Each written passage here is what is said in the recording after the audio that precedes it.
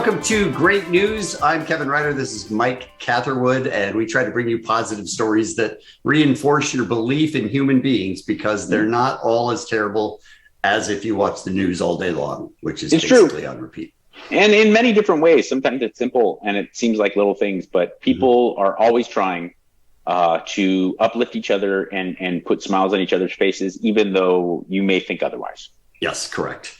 Mike is on the road, so he doesn't have his guitar, but he has found some spoons. Yeah. So for the intro, I believe we need to hear a little Chris Cornell, singer of Spoon Man. Spoon Man. Yeah.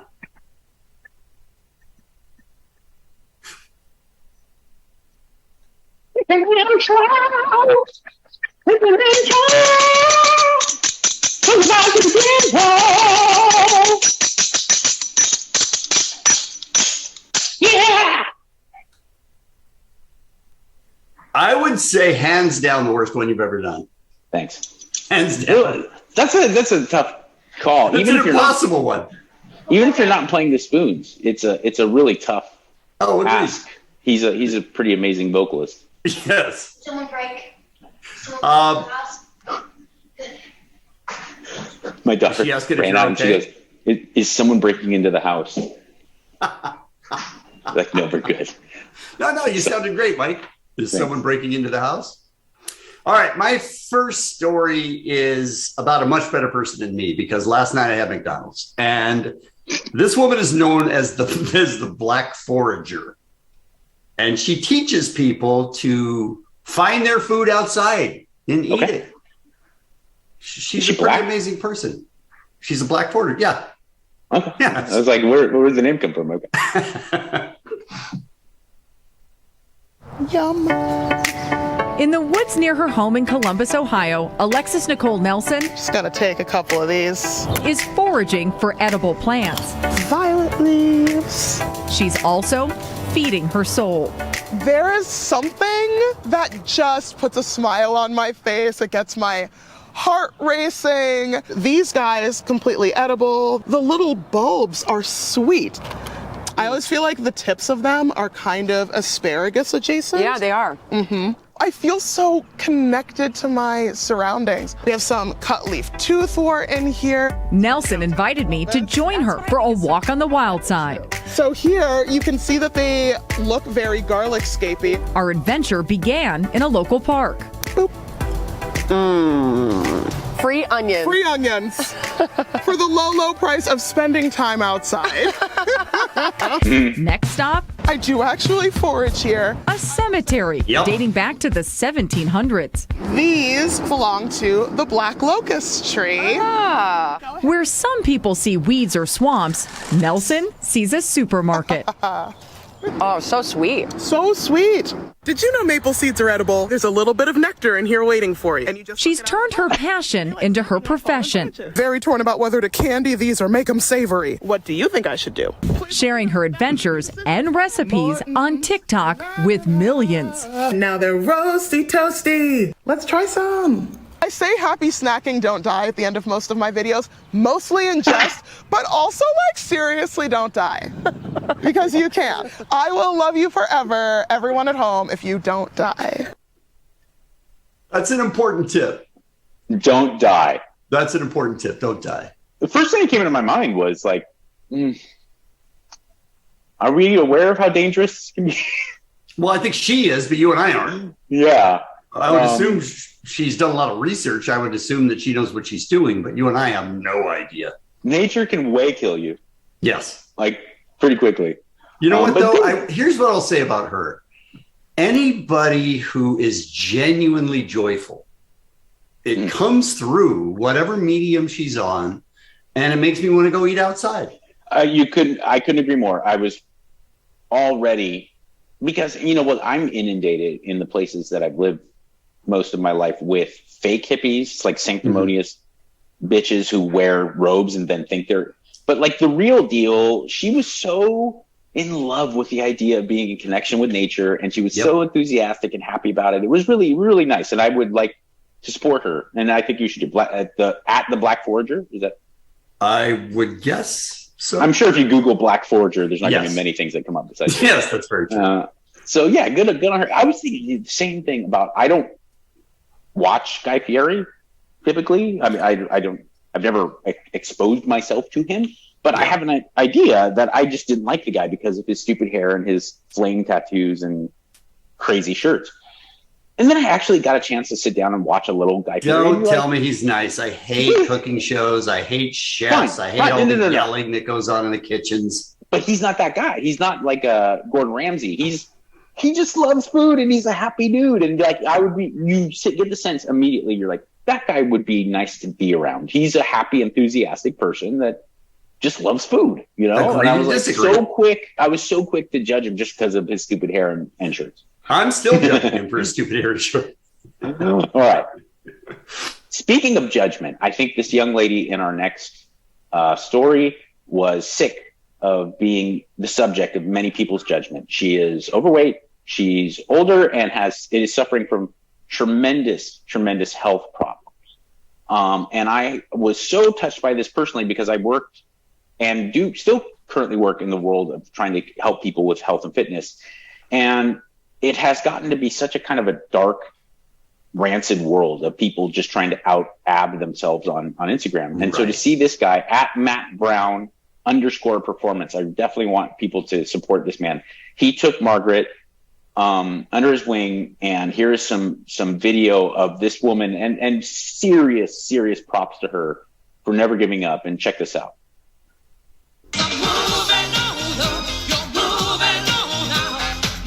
Her rheumatoid arthritis is so extreme, she can hardly move. Her balance is such that she can't almost control herself in normal daily function. But here she is, pushing sleds, doing the thing in her moo-moos too, by the way. Much props for that. Pretty sick. Got her doing step-ups. Look at her. I know, man. They brag a man has walked in space, but you can't even find my place. There ain't nothing you can do. I can do about 3 of these. And he points out in this video, he said that it's more so than the health and the fitness aspect of it. She's realized how resilient she can be, much more so than she even knew.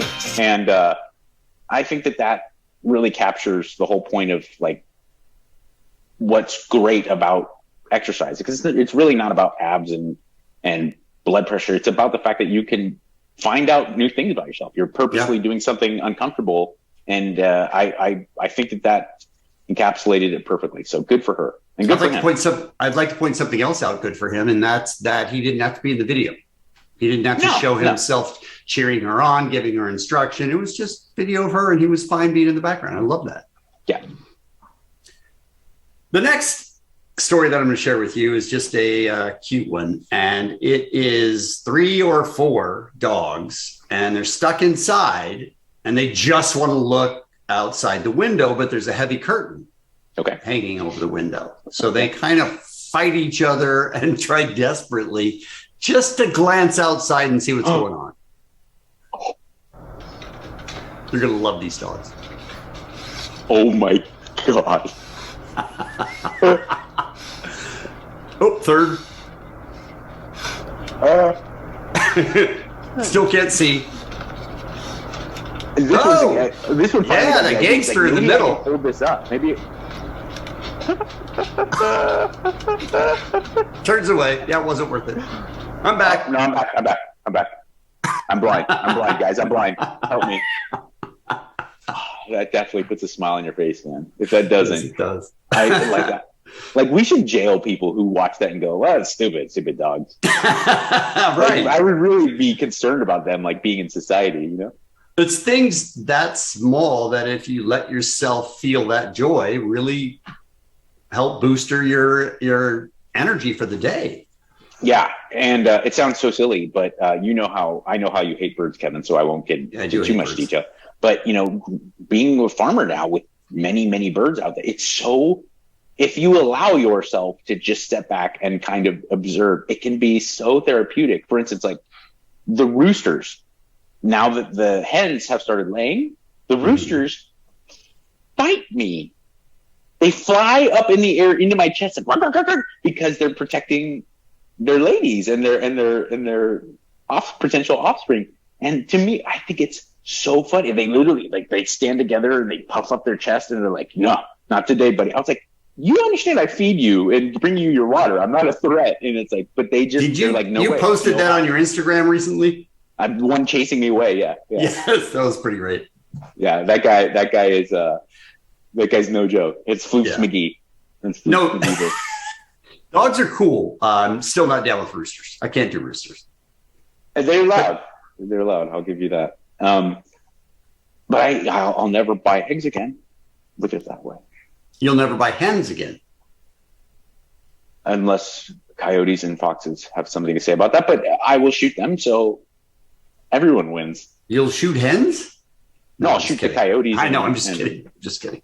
I'll have a hard time shooting foxes, but I will if and when that is a problem, because they really are gorgeous animals. When you see them, you're like, wow. Yeah. Coyote, I'm like, got any buddies? Because I'm ready to send you to coyote hell. Yes, but coyote versus hen, now you have a different problem. Oh, no, they don't stand a chance. And then here's another thing. Fuck you, coyotes, because you're for all the real coyotes tough. That are watching this podcast. For all the coyotes watching this, you're real tough when you go up against a little bird. You're real tough. As soon as I go, hey, and they run away. 3 or 4 of them. And they're like, oh gosh, oh no, a big human. My wife does the same. My wife will be like, hey. And they just turn around, they run away. I'm disgusted by wild pigs, by boars and stuff, because they're horrible, mean animals. But I gotta give them credit. I have huge reverence for them because I've stared down the crosshair and I've missed. They don't, for 1 second, hear a rifle and go, oh, we got to get out of here. They turn and they look at you and they're like, oh, really? And they come right for you. You're like, damn. Oh, that's great. Gotta respect that. You're going to go out like a G. All right. I'm not a gamer per se. I appreciate the technology and the advancements in modern games are amazing. And I understand how people can get into them. But I don't play modern video games. But I stand behind one of the greatest games ever. I don't think it's even open for debate, is the original Nintendo 64 Mario Kart. It's just endlessly fun. The animation and everything is so joyous. I love it. Well, here, a young lady, and I think Courtney pointed out before the show, this was probably amidst COVID where you're just so bored. She decided to take human Mario Kart to the next level. Now, I will warn you, Kevin, and I will warn you for those watching at home. It starts off slow. Just stick with this one. It gets crazy. All right. Treadmill speed at 10 miles per hour. 1 mile per hour. Oh, 1 mile per hour. Okay. Not a... Oh, she's in a laundry basket. She's in a laundry basket with a helmet on. 3 miles per hour. Okay, now we're starting to cook.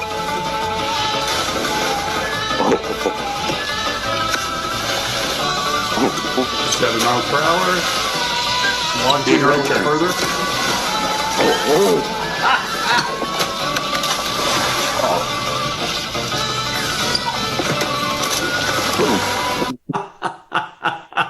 You got to respect her resilience. She got destroyed the last 4 times. The last 3 or 4 are really gnarly, and she kept going. And I don't care what you say. I'm sorry. I hate to make this a gendered thing. It's 10 times funnier that it's a woman. Yeah, I agree. Because like every one of our friends would be like, "Oh, let's go to a treadmill, go to and you're like, "Hey, it's a bonehead dude." But women are smarter than that. I know. So the fact that you every once in a while you find this diamond in the rough who will like smell their own farts and go on a treadmill into a pool, you're like, that is a diamond in the rough. All right, the next story I have is about a guy who has to dance. My personal hashtag is dance or die. This guy is at a wedding and he's dancing and something incredible happens while he's dancing, and he doesn't stop dancing, but he solves what's happening. Watch this man set a wedding on fire. It's right on his hand.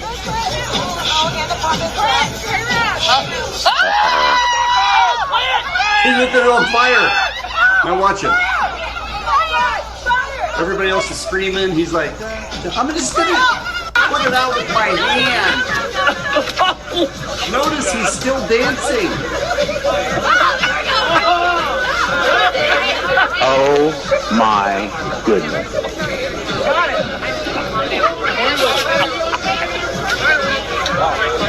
How great is alcohol? Seriously. That could have gone Yes. south so much more. And Of good for him. course. That was 'Cause a not big only- flame when he pushed it off with his hand. And that was like Anthony Robbins walk over this, and everyone's like, oh no, and he's just like calmly just putting it out.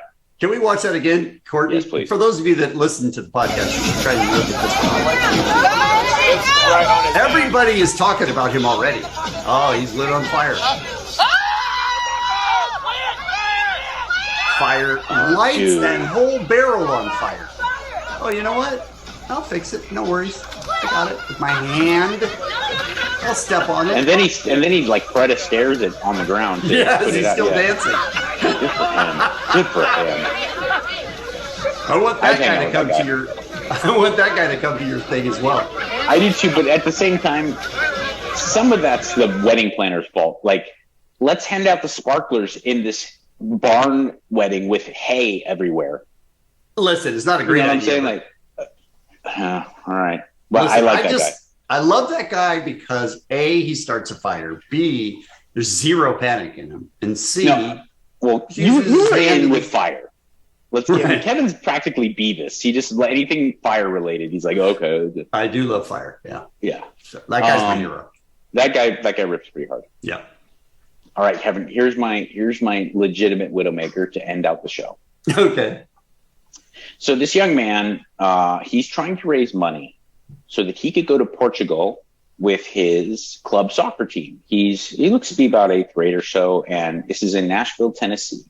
So what does he do? He decides to start a lemonade stand. His dad said, I can't fault you for wanting to go and support, chase your dreams of being a soccer player, and certainly going to Portugal would be a big deal, but we can't afford this. So I'll agree to pay half if you can raise the money. Okay. And so he starts a lemonade stand, and look at what the residents in the local neighborhood in Nashville do. Check this out. Are you trying to raise money for anything? Well, I played on a competitive soccer. That was money to Portugal with my soccer team, but it's a lot of money. Yeah. So my dad wanted me to pay at least half of it. What position are you? I play center attacking mid. It's so good. How much is it? $3. And I play a change. We're gonna give you this. Keep the change. What the? Guys, thank you so much. What the heck? What the heck? Thank you guys so much. Yeah, it's $1,100, and this is raised from tons of people around Nashville and around the country to help you out because you're working so hard. Oh, what do you do? You're on TikTok. Oh my god. Can I call my dad? Yep. Let's call him. Can we keep it in here? Yes, we'll keep it very safe. Thank you guys so much. Yes. And we want to make sure you get home safe with us too. Yeah, I was at the hospital. Why? My papa had a heart attack. Oh no! That's why we came down here. I can't believe you. I know. That's like a third, and that's all he wanted. So that's I just give him that, and I'm going to Portugal. You guys want me to go to Portugal? Let's go!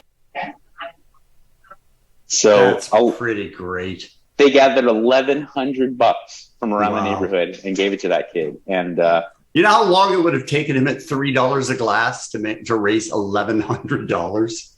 well, Kevin, I know it's you and me talking, but we can do this math. Can I'm we? going to say, yes, I do, Magnolia, my 8-year-old daughter. How many $3 glasses of lemonade do you have to sell to make $1,100? I'll look at my calculator. Thank you. I'm going to say, It's like 335-ish. How much? $300? Kevin got it. We're good. Oh, what? 330. Yeah, 330. Well, let her figure it out. What's wrong with you? So Okay. 1,100 divided by 3, honey. Thank you. It'll be 4 episodes before I hear back. You understand? Oh, I gotcha. Well, to be continued in the next one. All right, fair enough. All right. If you like this podcast, let your friends know about it. Maybe they would enjoy it too. Mike, I would like you to do without your guitar today because you're in New Orleans. I would like you to do an artist that involves his arms. So it's probably good. Joe Cocker.